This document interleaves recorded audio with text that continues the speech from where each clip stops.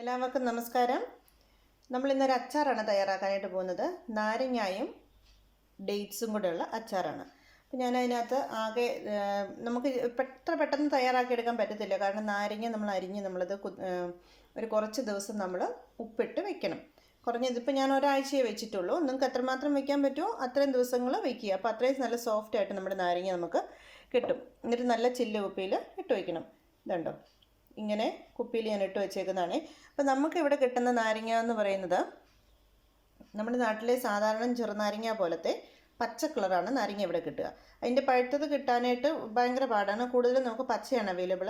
ആ പച്ച മേടിച്ചതിന് ശേഷം നമ്മളിതുപോലെ ഉപ്പിലിട്ട് വെച്ച് കഴിയുമ്പോൾ അതിന് കളറ് മാറി മഞ്ഞ കളറ് വരുന്നതായിരിക്കും. പക്ഷെ നമ്മുടെ നാടൻ നാരങ്ങയുടെ മഞ്ഞ കളറ് കിട്ടത്തില്ല. എന്നാൽ പോലും ഒരുവിധം മഞ്ഞ കളറൊന്നും മാറിക്കിട്ടും. അപ്പോൾ നമ്മൾ എത്രത്തോളം ദിവസം അത് സൂക്ഷിച്ച് വയ്ക്കുന്നോ, അതായത് കുപ്പിയിലിട്ട് വയ്ക്കുന്നോ, അത്രത്തോളം കളർ മാറിക്കിട്ടും. ഞാൻ കൃത്യം 7 ദിവസമേ ആയിട്ടുള്ളൂ അങ്ങനെ ഉപ്പിലിട്ട് വെച്ചിരിക്കുന്ന നാരങ്ങ.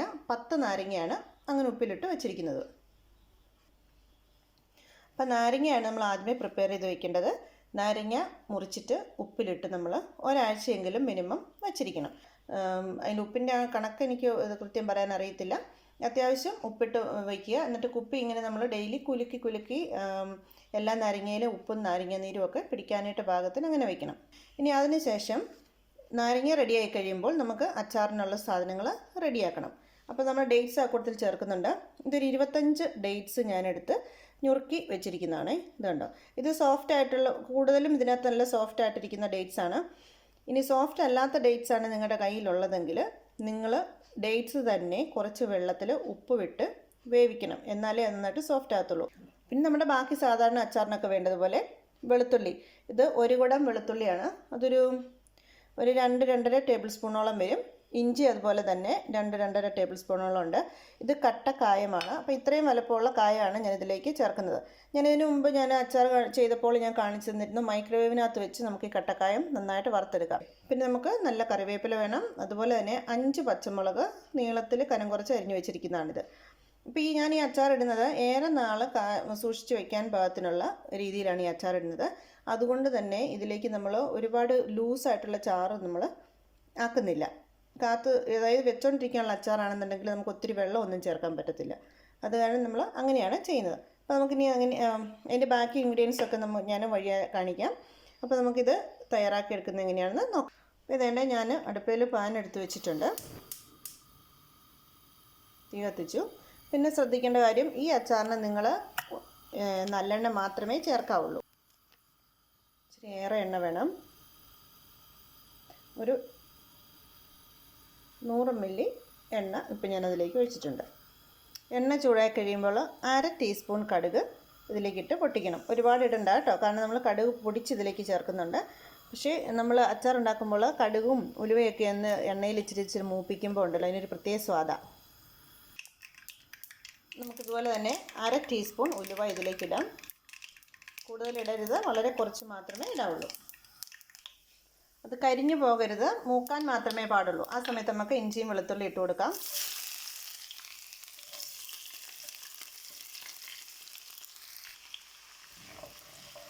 കറിവേപ്പില ഇടാം, കാരണം എല്ലാ സാധനങ്ങളും നമുക്ക് നന്നായിട്ട് മൂത്ത് കിട്ടണം. അതുകൊണ്ട് നമുക്ക് എല്ലാം ഇട്ട് കൊടുക്കാം. പച്ചമുളകും കൂടെ ചേർക്കാം.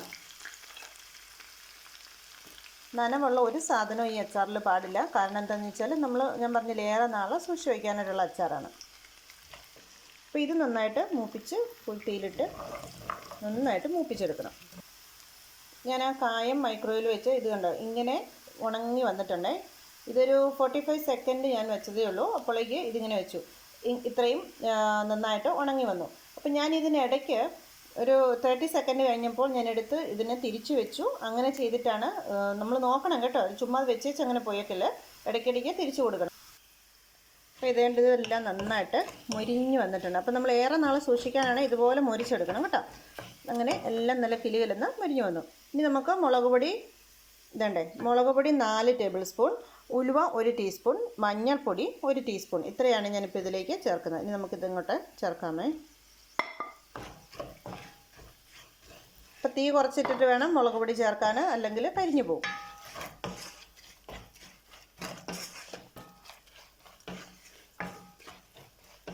ഇതിലേക്ക് നമ്മൾ അരിഞ്ഞു വെച്ചിരിക്കുന്ന ഡേറ്റ്സ് ഇട്ട് കൊടുക്കാം.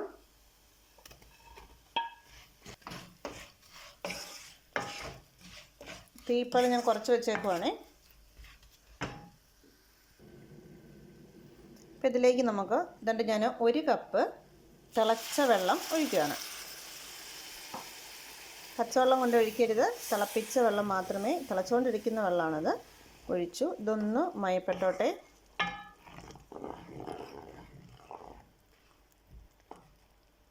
നമ്മൾ ഉപ്പ് ഇതുവരെ ഇട്ടിട്ടില്ല. എന്താണെന്നറിയാമോ, നാരങ്ങ നമ്മൾ ഉപ്പ് ചേർത്ത് വെച്ചിരിക്കുവാണ്. അപ്പോൾ ഈ നാരങ്ങയിൽ എന്തേലും ഉപ്പുണ്ടെന്നുള്ളതിനനുസരിച്ച് വേണം ഇത് രണ്ടും കൂടെ മിക്സ് ചെയ്ത് കഴിഞ്ഞതിന് ശേഷം വീണ്ടും വേണമെങ്കിൽ ചേർക്കാനായിട്ട്. അപ്പോൾ ഇതെൻ്റെ നമ്മുടെ ഡേറ്റ്സ് നമ്മൾ വെള്ളം ഒഴിച്ചതിന് ശേഷം ഞാനൊരു 5 മിനിറ്റോളം ചെറു തീയിലിട്ട് തിളപ്പിച്ചു. അപ്പോൾ ഞെക്കി നോക്കുമ്പോൾ ഒന്ന് സോഫ്റ്റൊക്കെ ആയിട്ടുണ്ട്, അത്യാവശ്യം സോഫ്റ്റ് ആയിട്ടുണ്ട്. അപ്പോൾ ഇനിയും കഴിഞ്ഞിട്ടില്ല. ഇനി നമ്മളിതിലേക്ക് ചേർക്കാൻ പോകുന്നത് നമ്മൾ അരിഞ്ഞ് വെച്ചിരിക്കുന്ന നാരങ്ങ, ഉപ്പിലിട്ട് വെച്ചിരിക്കുന്ന നാരങ്ങയാണ്. ഇതുകൊണ്ട് ഞാൻ 2 കുപ്പിയിലായിട്ടാണ് ഇട്ട് വെച്ചിരുന്നത്. ആ നാരങ്ങ നീരും അതിൽ നാരങ്ങയും കൂടി ഇതിലേക്ക് ഇടാം. ഞാൻ പറഞ്ഞല്ലോ ഇവിടെ എനിക്ക് പച്ച കളർ നാരങ്ങയാണ് കിട്ടിയത്.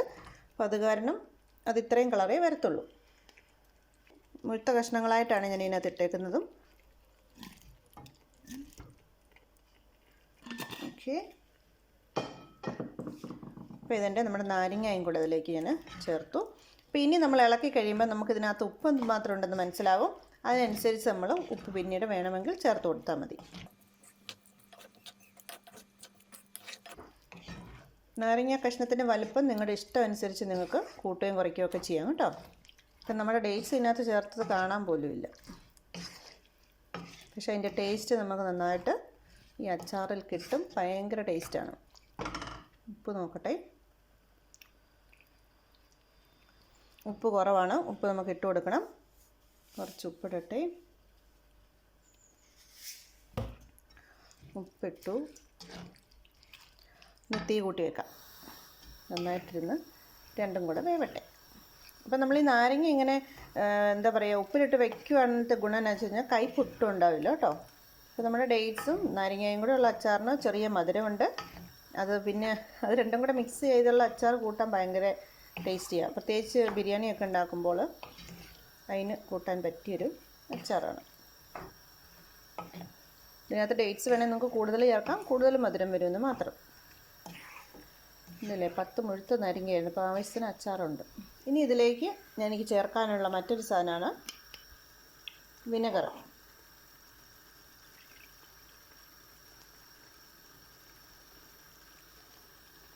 അര കപ്പ് വിനെഗർ ഞാനിതിലേക്ക് ചേർക്കുന്നു.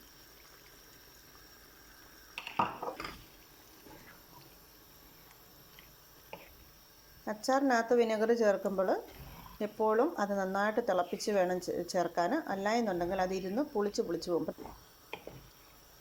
ഇവിടെ ഇരുന്ന് തിളച്ച് കുറുകട്ടെ ഇനി കേട്ടോ.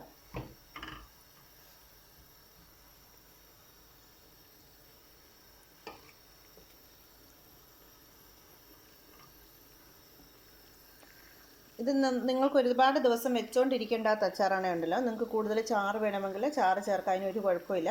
നമ്മളിവിടെ തിളച്ച വെള്ളം 1 കപ്പ് ചേർത്തിട്ടുണ്ട്. പക്ഷേ ഞാൻ അതിനെ നന്നായിട്ട് വറ്റിച്ചതിനെ കുറുക്കിയെടുക്കും. അപ്പോൾ പിന്നെ എത്ര നാളിരുന്നാലും കുഴപ്പമില്ല. എൻ്റെ എക്സ്പീരിയൻസ് അനുസരിച്ച് നമ്മൾ വെള്ളം ചേർക്കാതെ വെക്കുന്ന ഏത് അച്ചാറും 1-2 വർഷമൊക്കെ നന്നായിട്ട് സൂക്ഷിച്ചാൽ കേടുകൂടാതെ ഇരിക്കും. എൻ്റെ കയ്യിൽ ഇപ്പോഴും അച്ചാർ ഇരിപ്പുണ്ട്, അത്രയും നാൾ പഴക്കമായത്. അതുകൊണ്ടാണ് ഞാൻ അങ്ങനെ പറയുന്നത്. ഓക്കെ, അതിന് തിളച്ച് കുറുകട്ടെ കേട്ടോ. അപ്പം നമ്മൾ കായപ്പൊടി ഇതുവരെയും ചേർത്തിട്ടില്ല കേട്ടോ. ഞാൻ കായം പൊടിച്ചെടുക്കാൻ പോവാണേ. കണ്ടോ, നല്ല കല്ല് പോലെ അത് നന്നായിട്ട് ഉണങ്ങിക്കിട്ടുണ്ട്. ഇതിപ്പോൾ നമ്മൾ ഞെരിക്കുമ്പം തന്നെ അതിങ്ങനെ പൊടിഞ്ഞു പോരും. അപ്പം ഞാനിതൊന്നുകൊണ്ട് പൊടിച്ചുകൊണ്ട് വരാം. അപ്പോൾ ഇതേൻ്റെ കായം ഞാൻ പൊടിച്ചെടുത്തുകൊണ്ട് വന്നിട്ടുണ്ട്. അപ്പോൾ അത്രയും വലുപ്പമുള്ളൊരു കട്ടക്കായം പൊടിച്ചപ്പോൾ എനിക്ക് കിട്ടിയതാണ് 1 ടേബിൾ സ്പൂൺ. ഇതിൻ്റെ നിറച്ചുണ്ട് കുമിച്ച് കായപ്പൊടി. അപ്പോൾ അത് നമ്മൾ ചേർത്തു. എന്ത് നല്ല മണമെന്നറിയാമോ. അത് അത്രയും മാത്രമല്ല, ഒരു ലേശം കൂടി ഉണ്ട്. ഇത് ഇത്രയും കിട്ടിയിട്ടുണ്ട്. അപ്പോൾ നമ്മുടെ നല്ല മണമുള്ള കായപ്പൊടി നമ്മളതിനകത്ത് ചേർത്തു. അവസാനം നമ്മൾ പൊടി മേടിക്കുകയാണെങ്കിൽ ഇത്രയും മണം കിട്ടത്തില്ല. നന്നായിട്ട് ഇളക്കണം. അപ്പോൾ ഈ മൈക്രോവേവ് ഇല്ലാത്തവരെന്ത് ചെയ്യുന്നുള്ള ചോദ്യത്തിന് നിങ്ങൾ ഒന്നെങ്കിൽ എണ്ണയ്ക്കകത്തിട്ട് അതിനെ പൊരിച്ചെടുത്തിട്ട് ഇതുപോലെ തന്നെ പൊടിച്ചെടുക്കാം. ഇല്ല എന്നുണ്ടെങ്കിൽ പച്ചക്കായം ആദ്യമേ തന്നെ ഇത് നമ്മൾ ഈ അച്ചാർ ഉണ്ടാക്കാനായിട്ട് ഡേറ്റ്സ് ഒക്കെ ഇടുന്ന സമയമുണ്ടല്ലോ, ആ സമയം തന്നെ പച്ചക്കായ ഇട്ട് കൊടുത്താൽ മതി. അത് ഇതോടുകൂടി കിടന്ന് അലുത്ത് റെഡി ആയിക്കോളും.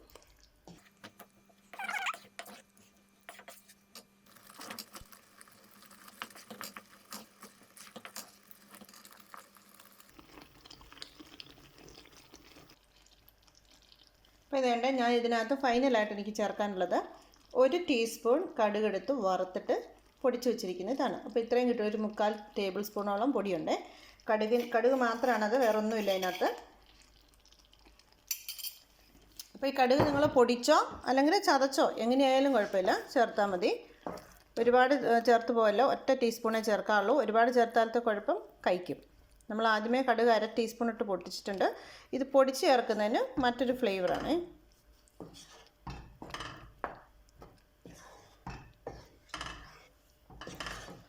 അപ്പം ഇത് കണ്ടോ, നന്നായിട്ട് കുറുകിയ ചാറോടുകൂടി വന്നു. നമ്മളെ വെള്ളം ചേർത്തതിൻ്റെ ഒന്നും അറിയാനില്ല. ഒരു ഇച്ചിരിയുടെ കുറുക്കി എടുക്കുകയാണെങ്കിലും നല്ലതാണ്. നിങ്ങൾക്ക് ഗ്രേവി കൂടുതൽ വേണമെന്നുണ്ടെങ്കിൽ നിങ്ങളിങ്ങനെ നിർത്തിക്കൊള്ളുക. ഈ അച്ചാർ നിങ്ങളിങ്ങനെ വെച്ച് കഴിഞ്ഞാൽ നിങ്ങൾക്ക് ഇനി 1 വർഷം വെക്കണമെങ്കിൽ 1 വർഷത്തോളം അതിരുന്നോളും. പക്ഷേ നിങ്ങൾ എടുക്കുമ്പോൾ സൂക്ഷിക്കണം കേട്ടോ. നനഞ്ഞ സ്പൂണോ അങ്ങനെ നന്നായിട്ട് സൂക്ഷിച്ചു കഴിഞ്ഞാൽ ഏറെക്കാലം കാത്തു സൂക്ഷിക്കാൻ പറ്റുന്ന അച്ചാറാണ്. അച്ചാറിൻ്റെ കംപ്ലീറ്റ് പരിപാടി കഴിഞ്ഞ് നിർത്തുന്ന സമയത്ത് നിങ്ങൾ ശ്രദ്ധിക്കേണ്ടത് ഒരു പൊടിക്ക് ഉപ്പ് മുന്നേക്ക് നിൽക്കണം. എന്നാലേ ആ അച്ചാർ ഇരുന്ന് 2 ദിവസം കഴിയുമ്പോഴേക്കും അത് പാകത്തിന് ഉപ്പാവുള്ളൂ. ഉപ്പ് കുറഞ്ഞ രീതിയിൽ വെച്ച് കഴിഞ്ഞിട്ടുണ്ടെങ്കിൽ അച്ചാറിന് ടേസ്റ്റ് കിട്ടില്ല കേട്ടോ. ഇതിപ്പോൾ നന്നായിട്ടായിട്ടുണ്ട്, നല്ല കുറുകിയ. പിന്നെ നമുക്ക് ഇങ്ങനെ കുറുകിയ ഗ്രേവി കിട്ടുന്നത് 1 ഡേറ്റ്സ് വെന്ത് കുഴയുന്നതാണ്. 2 നമ്മുടെ നാരങ്ങയ്ക്ക് നല്ല നീരും ഫ്ലഷും ഒക്കെ ഉള്ള നാരങ്ങയാണെന്നുണ്ടെങ്കിൽ അത് ഇതുപോലെ നന്നായിട്ട് കുഴഞ്ഞ ഗ്രേവി നമുക്ക് കിട്ടും. ഓക്കെ, അപ്പോൾ നമ്മുടെ അച്ചാർ ഇവിടെ ഇത് സൂപ്പർ അച്ചാറാണ് കേട്ടോ, വിത്തൗട്ട് എനി ഡൗട്ട്. ഇത് ഒത്തിരി നല്ല അച്ചാറാണ്. അപ്പോൾ നിങ്ങൾക്കിതെങ്ങനെ ഉണ്ടാക്കി വെക്കാം. ഓക്കെ, ഞാനിവിടെ തീ ഓഫ് ചെയ്യുകയാണേ. അപ്പോൾ ഇത് നന്നായിട്ട് തണുത്ത് കഴിയുമ്പോൾ നല്ല ചില്ല് കുപ്പിയിലിട്ട് സൂക്ഷിച്ച് വയ്ക്കുക, അല്ലെങ്കിൽ നല്ല ഭരണിയിലിട്ട് സൂക്ഷിച്ച് വയ്ക്കുക. ഇതിന് ഏറെ നാൾ സൂക്ഷിക്കാനുള്ളതായതുകൊണ്ട് എണ്ണ ചേർക്കുകയാണെങ്കിൽ നിങ്ങൾ നല്ലെണ്ണ മാത്രമേ ചേർക്കാവുള്ളൂ. വെളിച്ചെണ്ണയൊക്കെ ചേർത്ത് കഴിഞ്ഞിട്ടുണ്ടെങ്കിൽ സാധനം കേടായിപ്പോവും. നിങ്ങൾക്ക് ഈ കഷ്ണം ഉണ്ടല്ലോ, ഈ തൊലി ഇത്രയും വലിയ കഷ്ണം വേണ്ടാന്നുണ്ടെങ്കിൽ നിങ്ങൾക്ക് ചെറുതായിട്ടിടാം. നമ്മുടെ വീട്ടിൽ ഈ തൊലി എല്ലാവർക്കും ഭയങ്കര ഇഷ്ടമാണ്. ഇത് നല്ല സോഫ്റ്റായിട്ടിരിക്കുമ്പോൾ അതെടുത്ത് കൂട്ടി ഇങ്ങനെ ഗ്രേവിയോട് കൂട്ടി എടുത്ത് ഇവിടെ എല്ലാവരും പിള്ളേർ സഹിതം എല്ലാവരും കഴിക്കും. അത് കാരണമാണ് ഞാനിങ്ങനെ മുഴുസായിട്ടിട്ട് വെച്ചേക്കുന്നത്. അപ്പം നിങ്ങൾക്ക് ചെറുതായിട്ട് മതിയെങ്കിൽ ചെറുതായിട്ടിട്ട് വയ്ക്കുക കേട്ടോ. ഇത് നമ്മുടെ അച്ചാർ ഡേറ്റ്സും നാരങ്ങയും കൂടെയുള്ള അച്ചാർ ഇവിടെ റെഡിയായി കഴിഞ്ഞു. അപ്പോൾ നിങ്ങൾക്ക് എൻ്റെ ഈ വീഡിയോ ഇഷ്ടപ്പെട്ടെങ്കിൽ നിങ്ങൾ എൻ്റെ ചാനൽ സബ്സ്ക്രൈബ് ചെയ്യാൻ മറക്കരുത്. അതുപോലെ തന്നെ ലൈക്ക് ചെയ്യാനും മറ്റുള്ളവരിലേക്ക് ഇത് ഷെയർ ചെയ്യാനും നിങ്ങൾ മറക്കരുത്. എന്തുകൊണ്ടാണെന്ന് അറിയത്തില്ല, എനിക്ക് എൻ്റെ വീഡിയോസിന് വ്യൂസും വളരെ കുറവാണ്, ആരും തന്നെ ഷെയറും ചെയ്യാറില്ല. പക്ഷേ എനിക്കൊരു ഗ്യാരണ്ടി ഉണ്ട്, ഞാൻ ഈ പറയുന്നത് പോലെ നിങ്ങൾ ചെയ്യുകയാണെന്നുണ്ടെങ്കിൽ നിങ്ങളുടെ സാധനങ്ങൾക്കൊന്നും ഒരു മോശം വരില്ല. അപ്പം bye bye, thank you for watching Preethi's മന്ന കിച്ചൻ.